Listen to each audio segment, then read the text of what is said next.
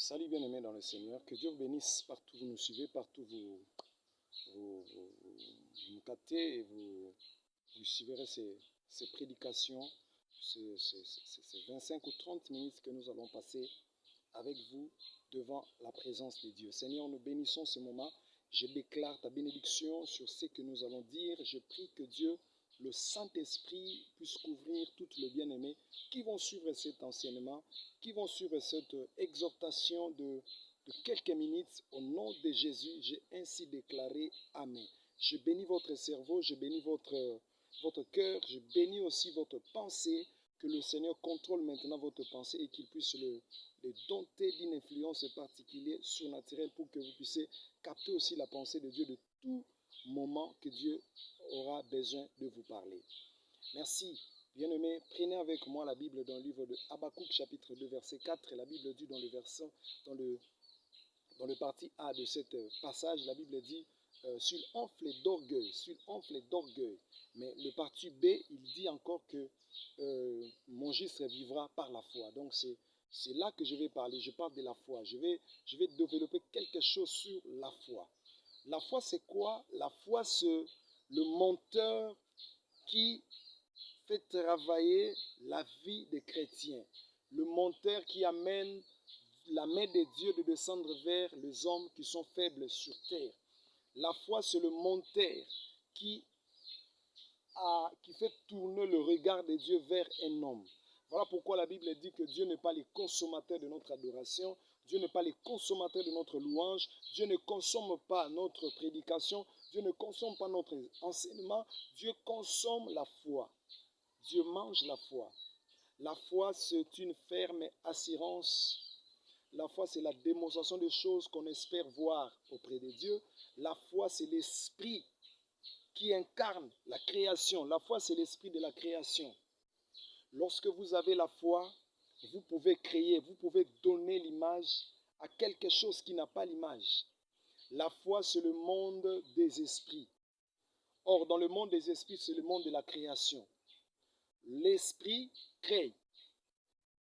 L'humain ne crée pas. L'humain, quand on dit inventer, cela veut dire quelque chose qui existe déjà. Cela veut dire tu prends, tu commences à régner, tu ressens. Mais l'esprit crée quelque chose qui n'existe pas. Rien de ce que l'homme a créé, il a fabriqué, cela veut dire il a commencé à créer. Non, l'homme ne crée pas.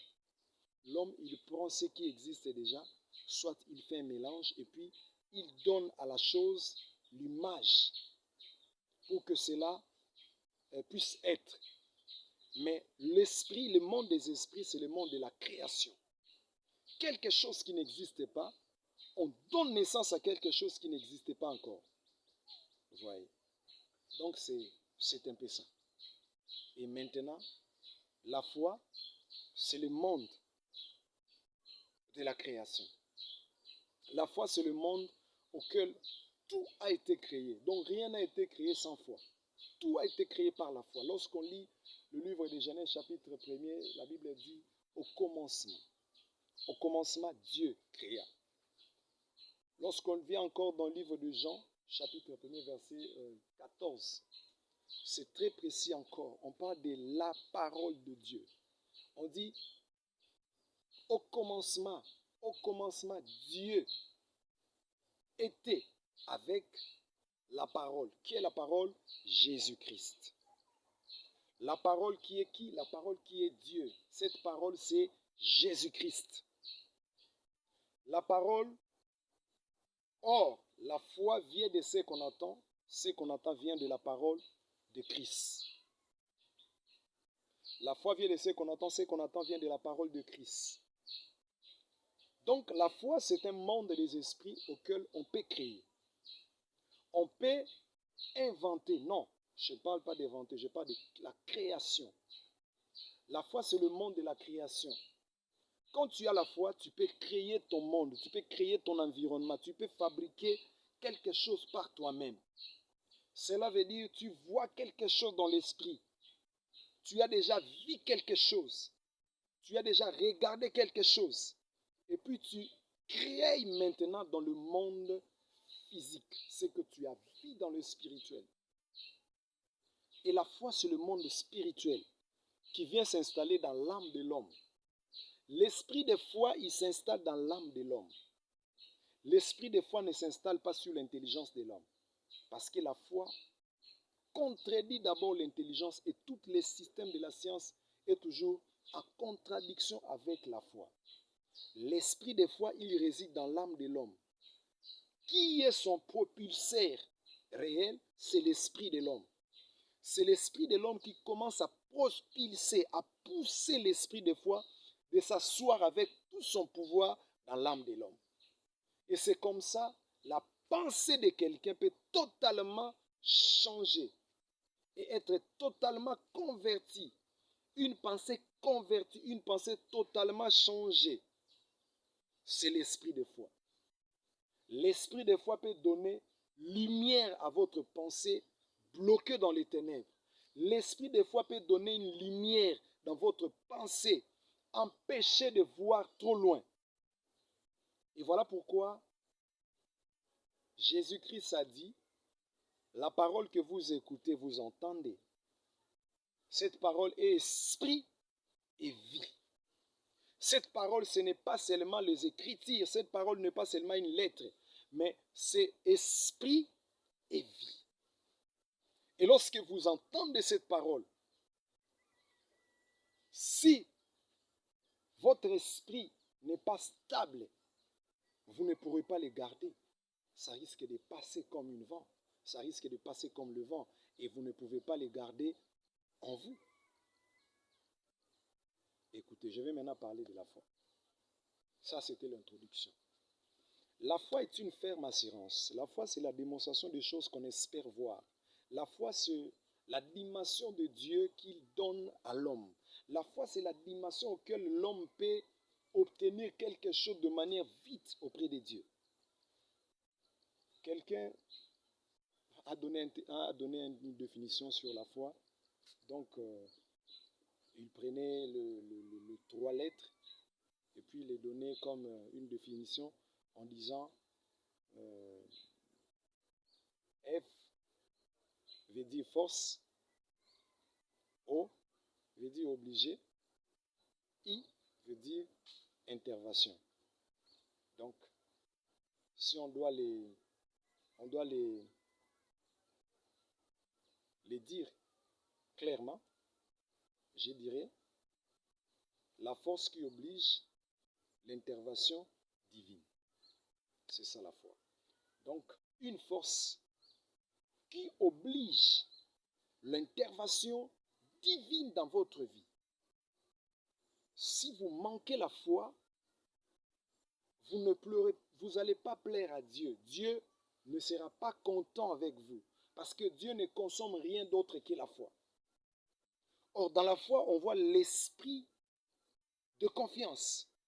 Écoutez, confiance, parler de confiance, mais il y a aussi un esprit de confiance. Et cet esprit vous est donné que lorsque vous commencez à croire, vous commencez à accepter les choses émerveillées que Dieu, le Créateur, peut faire dans votre vie. C'est comme ça qu'il va vous doter de l'esprit de confiance. C'est comme ça qu'il va vous doter d'un esprit de confiance à sa personne. Et lorsque vous avez cet esprit de confiance, vous commencez à voir les choses non pas comme les autres hommes voient, mais vous commencez à voir les choses dans la dimension de Dieu. Cela veut dire, même quand il n'y a rien qui vous semble donner l'image correcte, vous croyez parce que votre esprit voit déjà et vous avez l'esprit de confiance. Cela veut dire, tu es totalement sûr. Il n'y a rien qui te fait perdre le temps parce que tu crois tellement que tout le monde qui t'entoure, tu n'as pas besoin que quelqu'un vienne t'encourager, que Dieu fera avec toi quelque chose. Dieu fera avec toi ceci ou cela. Mais tu es tellement confiant en Dieu, tu es tellement sûr et tu crois de manière que rien ne peut enlever ce que tu crois. Et tu es trop sûr. Et tu es tellement attaché à ce que tu as entendu. Parce que la Bible dit, la foi vient de ce qu'on entend. Et ce qu'on entend, c'est la parole de Christ. Ce n'est pas des paroles des hommes qui vont construire ta foi, qui va construire l'esprit de foi, l'esprit de confiance à toi. Non. Parce que je soutire seulement l'esprit de confiance dans la foi. Donc, l'esprit de confiance sort de l'esprit de foi. Parce que l'esprit de foi, c'est la dimension auquel tu deviens comme fou. Cela veut dire que tu crois tellement aux choses que même personne qui sont avec toi peut croire. Toi, tu crois et tu acceptes que ça va se faire ainsi. Et c'est de la même manière que tu peux croire comme ça. C'est l'esprit de confiance, c'est l'esprit maintenant auquel tu as tellement confiance à Dieu au point que même lorsque tout ton environnement te rassure que cela ne va pas aller, ce que tu veux faire là, ça ne marchera pas. Mais il y a tellement un esprit de confiance qui t'entoure, qui te confirme réellement que ce que tu vois là, tu le verras comme tu le vois. Cela veut dire, tu vois quelque chose dans le spirituel et sur le plan physique, tu vois une autre réalité. Mais l'esprit de confiance t'introduit déjà dans la dimension de voir que ça va se faire. Et puis tu deviens sûr de ça. Tu deviens trop sûr de ça. Et tu te dis, oui, ce que j'ai entendu, ce que je vis dans l'esprit, je le verrai comme je l'avais vu. C'est comme ça. L'esprit de foi n'échoue jamais. Quand tu as la foi en Dieu, peu importe les circonstances ou les réalités auxquelles tu fais face, je vais simplement t'annoncer comme apôtre de Dieu, ces réalités-là ne changent pas la vérité de Dieu. Toutes les réalités que tu vois, ce sont de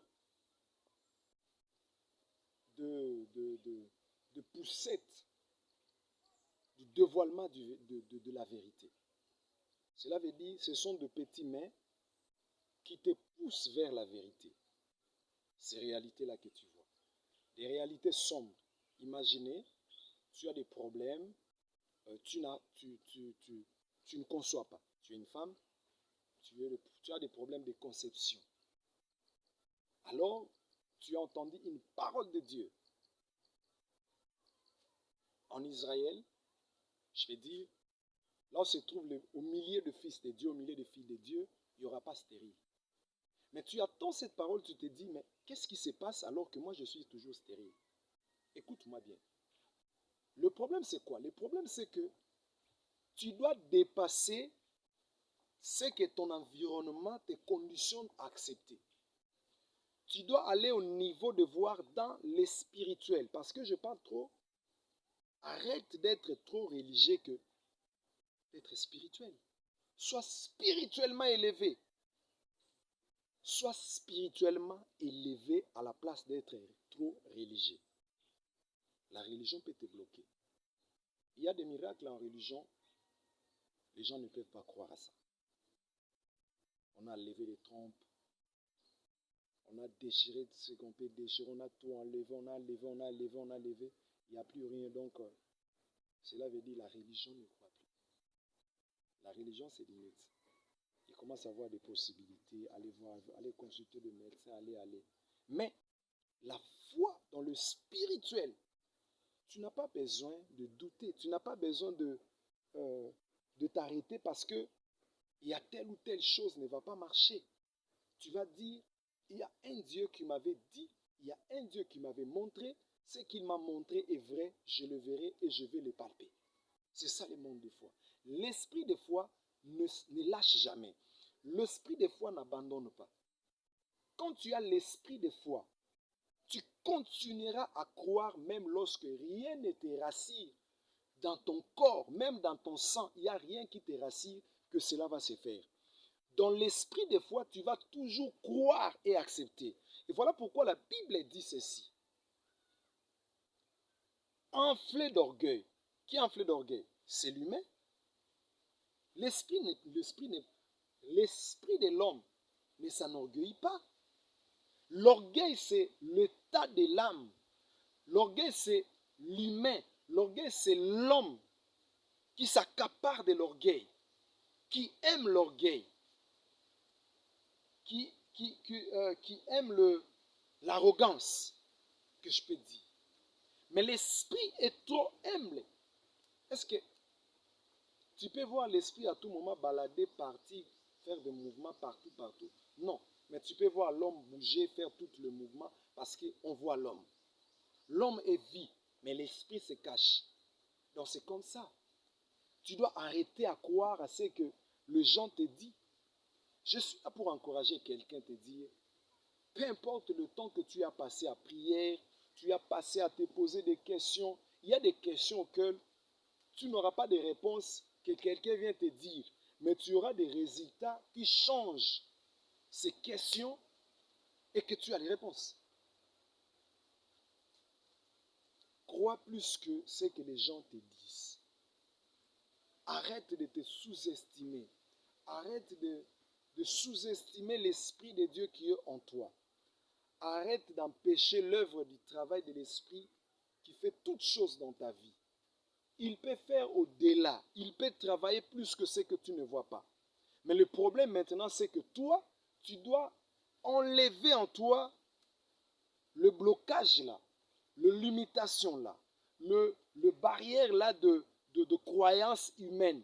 Cela veut dire parce que telle chose est déjà enlevée, telle chose on a déjà pris, ça, je ne crois plus à fanter. Non, non, non, non, non, non. Maman, ma soeur, tu te poses des questions. Est-ce que je vais concevoir? Est-ce que j'aurai des enfants? Est-ce que moi aussi je vais porter? Est-ce que, mais je vais te demander une question. Ce que Dieu t'a donné, comme le mamelle, c'était juste pour le porter inutilement? Non. Tu as les seins pour que ce sein-là puisse donner le lait maternel aux enfants. Dieu ne t'a pas donné ça inutilement. Ce n'était pas pour le décor de ton corps. Ce n'est pas pour que ça puisse te décorer, tu puisses avoir une décor lorsque tu portes les habits. Non, ce n'est pas ça. C'était pour que les enfants puissent avoir le lait maternel surnaturel qui va se placer sur toi et qui est naturel et que les enfants doivent bénéficier de ça. Alors, le fait de voir que tu as les seins, le sein là représente déjà un témoignage auquel toi-même tu ignores.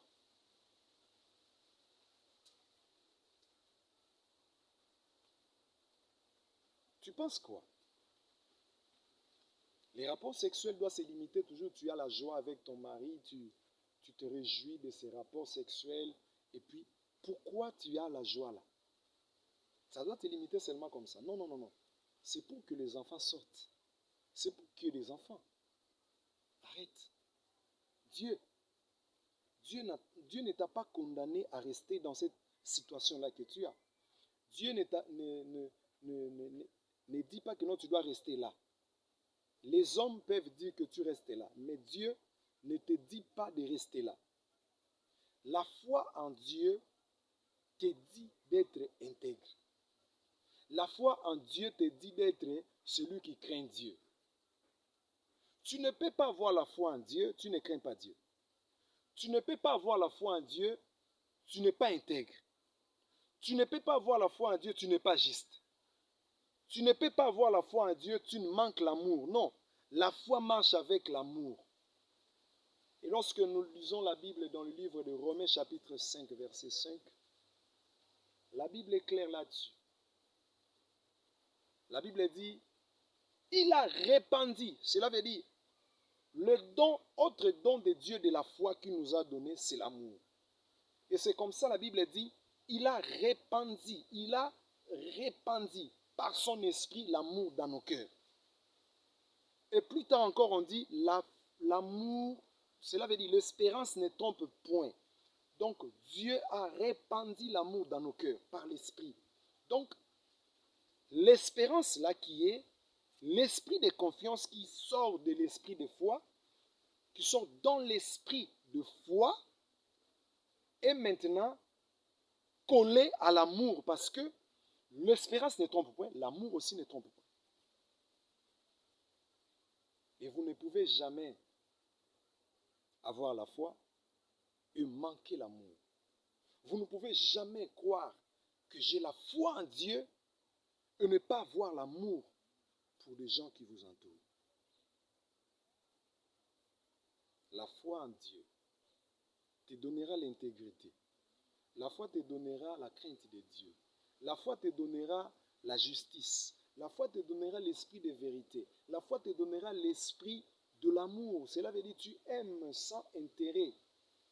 Tu n'as pas besoin que parce que j'aime telle personne, il doit me donner. J'aime telle personne, il doit me donner en retour. Non, je aime parce que je possède en moi le même esprit de Dieu, qui est l'esprit de foi. Ce même esprit-là, auquel la Bible dit l'espérance ne trompe point. Cela veut dire le même esprit-là, Dieu a répandu en nous l'amour. C'est le seul grand héritage que Dieu nous a donné en tant que chrétiens. C'est l'amour. Je me demanderai, tu as la foi en Dieu, mais tu détestes Dieu par des actes que tu fais. Tu détestes Dieu par des comportements que tu affiches, par la manière dont tu conçois les choses, par la manière d'agir, tu détestes Dieu. Cela veut dire que tu éloignes Dieu, tu chasses Dieu loin de toi. Mais cela veut dire que tu fais sortir l'esprit de foi aussi de toi.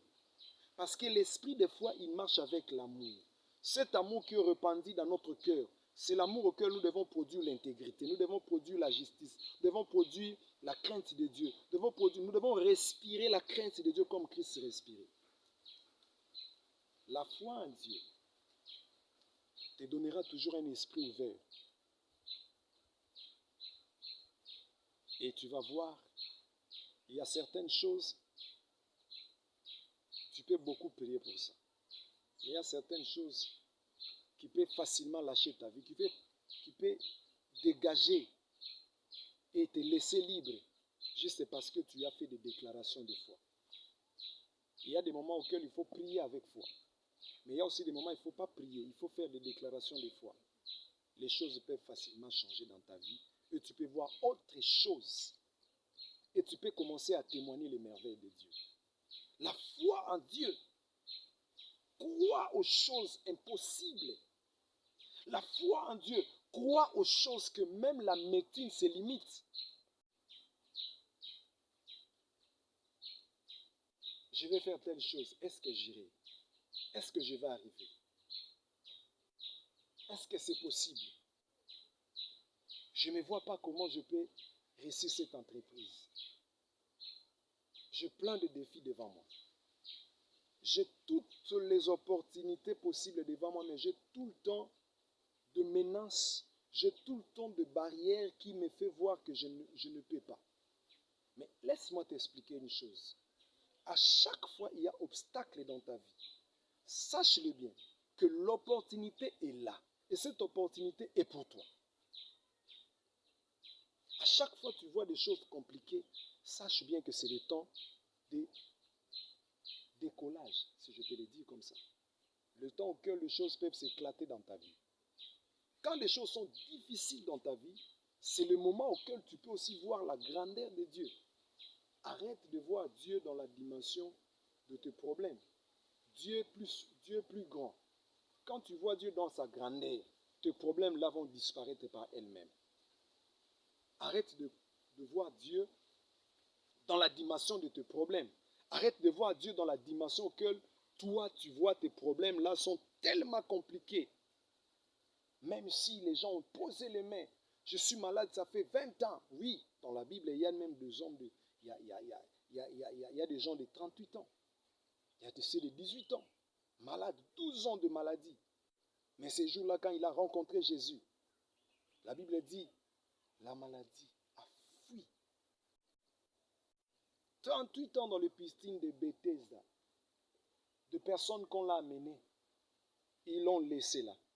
Il est resté là. Moi, je me demande, tous ces gens-là qui l'ont conduit pour qu'ils viennent là, ils étaient où? On lui a laissé. Reste là. Nous avons fait notre travail, c'est fini. Mais là, il a foi. Il a l'esprit de confiance à l'Éternel. Il est resté là. Si tu as la foi, tu dois rester dans ton poste. Ne change pas les cadres. Ne quitte pas ton église parce que tu vas dire que ton pasteur, écoutez, Je ne suis pas un prédicateur de te dire, quitte ton église et viens chez nous. Non, ça c'est faux.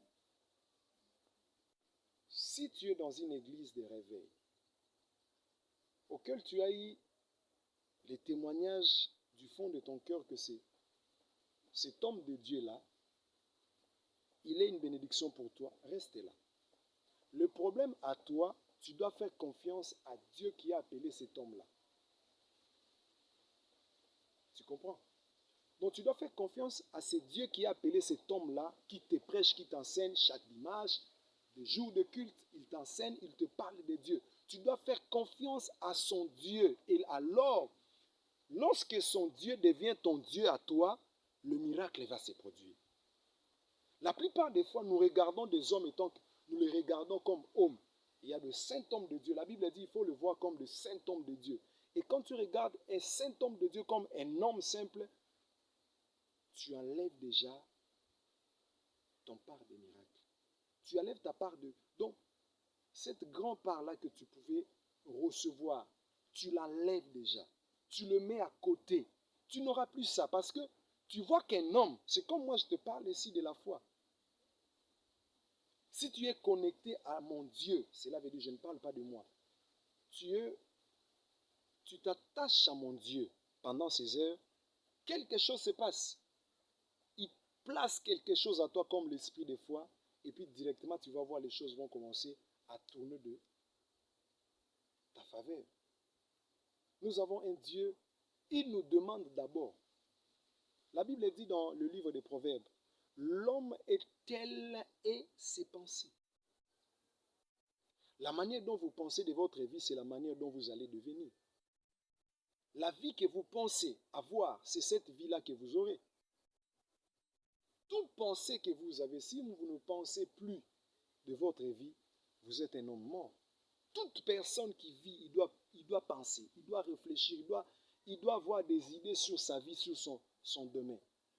Et c'est pourquoi Dieu nous a donné un merveilleux don au fond de nous, auquel beaucoup de gens ne savent pas, c'est les dons de l'imagination. C'est l'une partie, l'une portion auquel les dons, l'esprit des fois vient booster. C'est les dons de l'imagination. Alors, les dons des fois, il vient s'installer dans l'âme. Or, l'imagination, ce n'est même pas dans la chair. Ce n'est pas aussi dans l'esprit. C'est comme je nous ai enseigné déjà au début. Je nous ai dit que dans l'introduction, la foi, l'esprit des fois, il vient s'installer. Cela veut dire sa maison, là où il s'installe, c'est dans l'âme. C'est là où il vient s'installer. Il va trouver quoi? Il va trouver les dons. Il va trouver déjà une portion de lui auquel Dieu l'a placé avant que l'esprit de foi vienne. Une portion, cela veut dire une partie de lui qui s'est installée déjà en nous avant que lui il vienne. Beaucoup de gens ne savent pas. Chaque homme vivant sur terre, chaque homme que Dieu a créé a cette don de l'imagination. Ce qui fait que cette don fonctionne correctement, soit parce que il y a des hommes que je dis, il y a des grands esprits, il y a aussi des petits esprits. Le grand esprit, il fait fonctionner ces dons-là rapidement. Le petit esprit, il faut que maintenant, qu'il y ait l'esprit des fois qui vient pour le booster afin que ces dons-là de l'imagination fonctionnent. Alors dans ces dons-là que tu peux voir les choses que tu désires voir pour ta vie. Comment on rêve? On rêve dans quoi? On peut rêver que si dans l'imagination, tu vois des choses qui vont se passer demain pour ta vie. C'est comme ça que les dons de l'imagination fonctionnent. Et ces dons-là permettent maintenant à l'esprit de foi de se déployer sur toutes les parties de notre corps pour que nous puissions avoir des résultats concrets. Et c'est comme ça que je nous dis, dans l'esprit de foi, il y a l'esprit de confiance de Dieu. L'esprit de confiance de Dieu se trouve dans l'esprit de foi. C'est aussi une portion de lui. Il les dégage.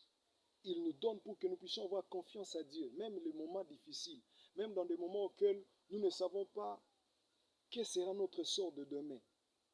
Qu'est-ce qui va se passer demain? C'est comme ça que David avait cet esprit de confiance.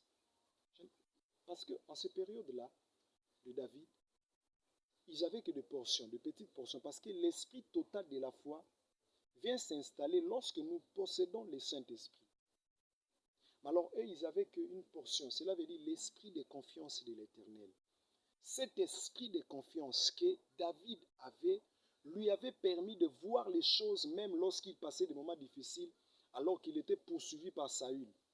David dit dans des moments pareils, l'Éternel est mon berger, je ne manquerai de rien. Mais c'était des moments auxquels il passait des moments difficiles. Il courait, il fuyait Saül. Il ne pouvait pas se montrer parce qu'on allait le tuer. Mais en ce moment-là, dans cette période-là, David commençait à dire avec l'assurance, parce que c'était l'esprit de foi. Il le disait clairement et à haute voix en l'écrivant. C'était comme il était en train de chanter, disant que l'Éternel est mon berger, je ne manquerai de rien. Mais lorsqu'on lisait encore dans Psaume 37, verset 4 jusqu'au 6e verset, la Bible dit, fais de l'Éternel tes délices, il te donnera ce que ton cœur désire. Dans verset 6, il dit, recommande ton sort à l'Éternel, mets à lui ta confiance et il agira.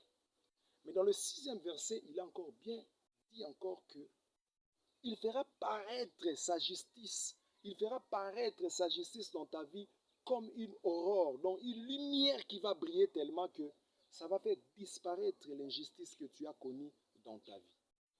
C'est l'esprit de confiance.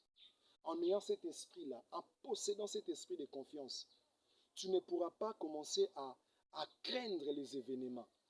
Tu ne pourras pas commencer à trembler devant qui que ce soit. Rien ne te fera trembler. Tu n'auras pas peur de réalités qui sont en face de toi. Tu commenceras à témoigner les merveilles de Dieu devant le moment difficile. Devant des choses compliquées, toi, tu commenceras à témoigner la grandeur de Dieu. Et tous les gens qui te suivent, qui te regardent, commenceront à se dire, mais qu'est-ce qui se passe dans la vie de cet homme? Avec de telles réalités dans sa vie, il témoigne toujours le merveille de Dieu. Avec de telles circonstances compliquées dans sa vie, il parle toujours de Dieu.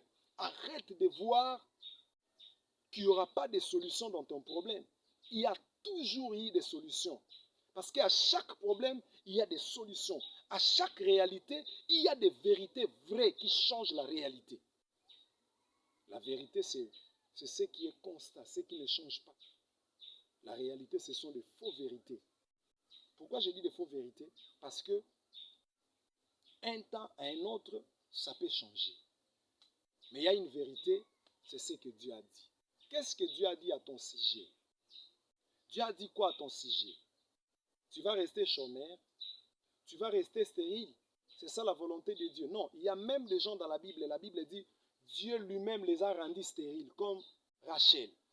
Dieu a rendu Rachel stérile pour que Léa puisse avoir l'avantage sur Rachel.